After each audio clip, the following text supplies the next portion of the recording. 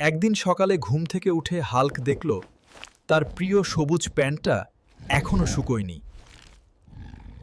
এইটা দেখে হাল্ক খুব রেগে গেল আর জোরে চিৎকার করে বলল, হাল্ক স্ম্যাশ! কিন্তু স্ম্যাশ করার মতো কিছুই ছিল না।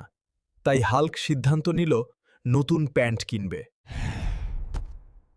হাল্ককে বাজারে দেখে দোকানদার ভয়ে কাঁপতে শুরু করে, কিন্তু হাল্ক শান্ত গলায় বলল, হাল্ক রাগ না, হাল্ক প্যান্ট চাই। হঠাৎ পাশের একটা গরু হাল্কের দিকে তাকিয়ে বলল, হাল্ক ভাবল গরু তাকে চ্যালেঞ্জ করছে। রেগে দৌড় দিতে যেয়ে কলার খোসায় পা পিছলে পড়ে গেল। সবাই হাসতে লাগলো। হাল্ক লজ্জা পেয়ে বলল, হাল্ক স্ম্যাশ না, হাল্ক সাবধান। সেদিন হাল্ক শিখল রেগে যাওয়ার আগে চারপাশে ভালো করে তাকানো খুব জরুরি।